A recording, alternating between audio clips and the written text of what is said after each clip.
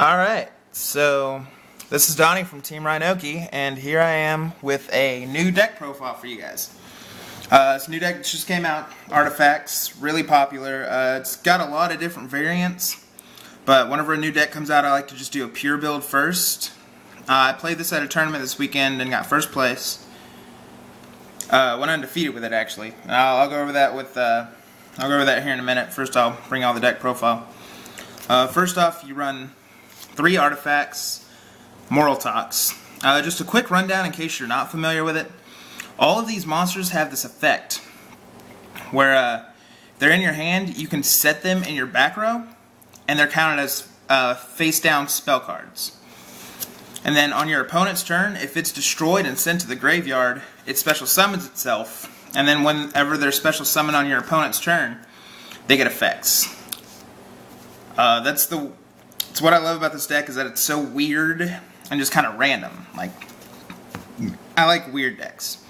But Artifact Moral Talk, whenever it's special summoned on your opponent's turn, you get to pop one face-up card. And then the popping happens during resolution of its effect, so it doesn't target. They have to chain anything before you decide what you're going to pop. This is what everyone's using. This is what goes in the engine. This is what's going in all the different deck variants that use artifacts, is 3 Moral Talks. Just about every single deck has to run it. After that I got 2 Beagle Talks. Now this one isn't used quite as much, but it's probably the second most used one out of the artifacts. Whenever he's special summoned on your opponent's turn from the same kind of effects, you get to destroy up to 2 set cards you control. Again, it doesn't target. This one doesn't target, so they have to chain something before you decide what you're going to pop. Basically, you use this card to pop any Moral Talks you have set, or any of the other ones that you might want to use. Pop another Beagle Talk, because they'll summon themselves. Like, Beagle Talk can summon more than once per turn. The only thing is it's destroy up to 2 effect is only a once per turn for the name of the card. So you can't summon Beagle Talk, pop a back row, summon Beagle Talk, and pop another back row. You can summon 2 of them, but you can only pop back row once. But 2 Beagle Talks, very good. I don't like 3, it's way too cloggy. 1's used in a lot of decks, but those are mostly decks that use just the artifact engine. I'm running 2 Caduceus. This is the first of the artifacts that aren't really used in the artifact variant decks. This is mostly pure. But whenever an artifact monster is special summoned on your opponent's turn, you get to draw a card. And now you can only control 1 Caduceus at a time, but the draw effect is not a once per turn. So as long as you keep summoning artifacts, you keep drawing. So say you have him out and you summon Beagle Talk and pop a back row Moral Talk, you get a draw off that summon, and then Moral Talk summons himself, and you get a draw. I really like Caduceus. I really like the speed he brings to the deck, helping you draw.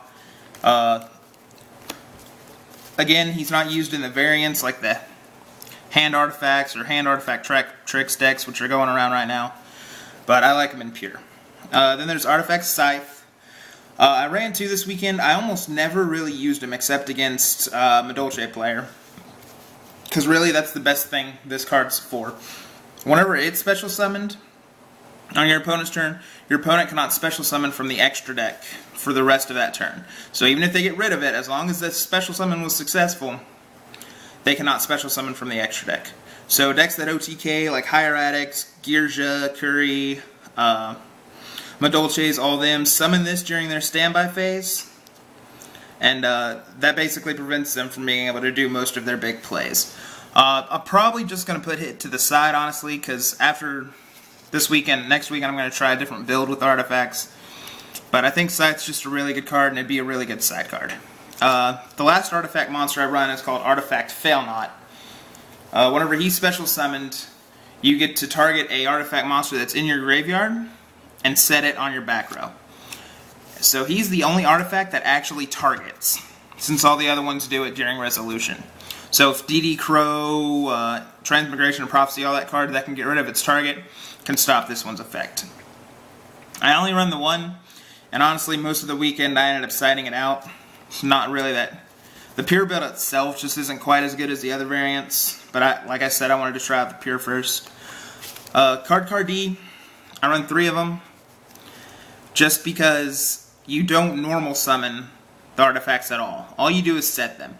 So 99% of the time, your opening turn is going to be you setting 5 back row. And having this be your 6th card is really good, just so you get to use it in your turn, and then you get to draw 2 more cards. Card D is wonderful for this kind of a deck. I absolutely love it. It helps me replenish my hand multiple times throughout the tournament. Then next I run 2 star drawings. This is a pretty fun monster. Just whenever it's used for an Exceed material, it can be used as a level 5. And then whenever it's used as an Exceed material, it gives the Exceed monster it's summoning an effect, where when this monster is Exceed summoned, you get to draw 1 card. So you have them take their turn, you do some shenanigans to summon a Moral Talk or anything like that. Then on your turn, you normal summon, start drawing. Overlay them to summon Artifact Durendal, Zenmayo, Tiras. Can't go Pleiades because it's an Earth. But just basically make a rank 5 and then you get to draw a card. So it's not a minus. I really love start drawing in this deck. I'm a huge fan of this card. Sadly, the variants don't really use it because they don't have room since they use hands and stuff like that. But I'm really pro start drawing in Pure. The last monster I run is Thunder King Ryo. It's just a really good stun card. Like, this deck doesn't search at all. And like I said, most of the time you're going to be setting 5, so if you have a normal summon, Thunder King Ryo is not a bad one to do. Especially against spellbooks, any deck really that, like Ghost Trick Spirits I played in the tournament. This deck stopped him up and made 4 of his cards useless in his hand. And then having 5 back row and the Artifact Ninja alone to protect him makes this a very tough thing to get over. That's all for monsters. I run 16 monsters, so I had to count that real quick. And then spells and traps, I believe I run 12 of each. But the spells, we've got 3 Artifact Ignitions. This card is crazy good. Like, it's not as good as Sanctum. Sanctum's essentially a better card out of the Artifact spells and traps, which is explainable because it's a $40 card. But Artifact Ignition is an MST. You target a spell or trap card on the field. You can target one of your artifacts, or you can target one of their back row. Do it on their turn so you can get the artifact effects. But after targeting it, once it starts to resolve, you destroy the card and you set an artifact monster from your deck. So if you want to set up a Beagle Talk play by setting a Moral Talk or setting a Scythe or something just to have something to pop with it, or you can pop one of your artifacts to, like, say you have a set Beagle Talk. You can activate Ignition to target the Beagle Talk. Then you end up setting your Moral Talk. I know a lot of people don't know the names. Beagle Talk's the red one that destroys back row, and then Moral Talk's the blue one that destroys face up. But say you Ignition, target your Beagle Talk, destroy it, and set a Moral Talk. And then Beagle Talk summons itself, and you can destroy that Moral Talk you just set. Ignition allows for a lot of plays, and it allows a lot of deck thinning, and it's just one of the best spells in the deck. On top of that, I run 3 MSTs. I see a lot of people don't really feel the need for MSTs and artifacts, but I love MSTs because I use them to get around floodgates, and it's just another card to set off my artifact monsters on my opponent's turn. Plus it's MST. Just a huge fan of running 3 of them. Then I run 2 double cyclones as well. Again, great way to get rid of back row. You get to target one of your artifacts and pop them and pop one of your opponent's back row, and then you get to use your artifact monster's effects. Double cyclone is just really good in this deck. I'm very pro it.